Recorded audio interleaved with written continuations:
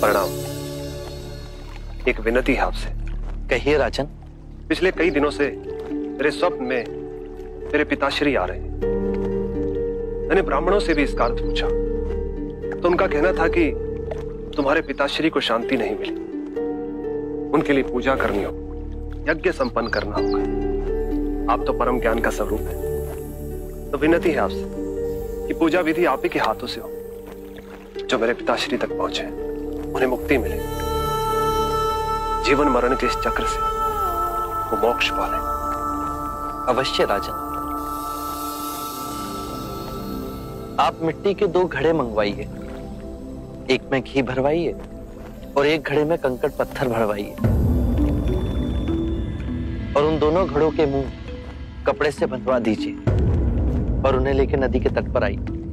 मैं वहीं आपकी प्रतीक्षा करूंगा। मैं भी इसका प्रबंध करता हूं महाराज।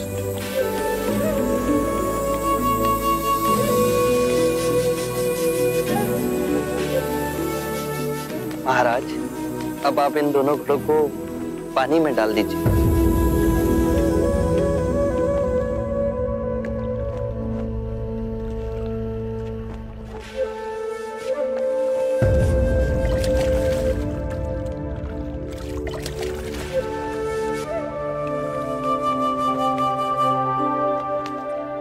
महाराज, अब इन दोनों घड़ों को आप तोड़ दीजिए।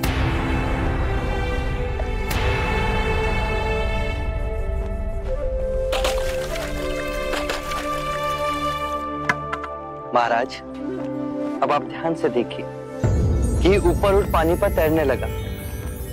अब बताइए, मेरे या किसी और के पूजा पाठ करने से क्या यह घी नीचे बैठ सकता है? असंभव।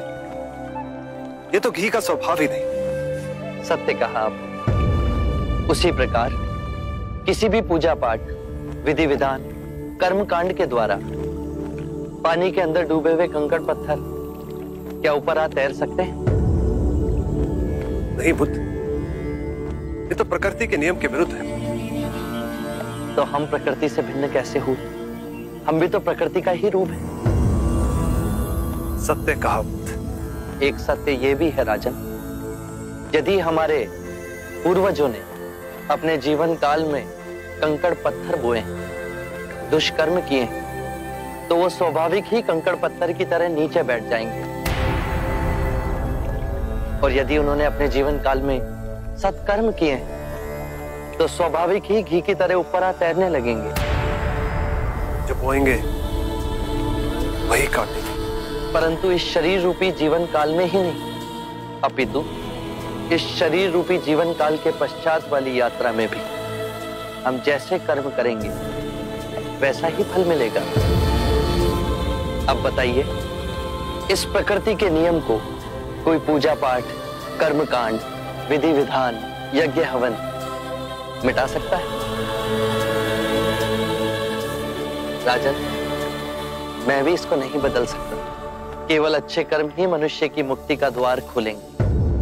ये कैसी तलवार है आपके हाथ में, जो एक क्षण में सारे झूठ काट केवल ज्ञान को प्रकाशित करती है? ना जाने कितने जन्मों और भटकता में यदि आपकी कृपा ना होती। इस एक क्षण में आपने अपनी अदृश्य तलवार से मेरे अहंकार का सर भी काट दिया। धन्य है प्रभु।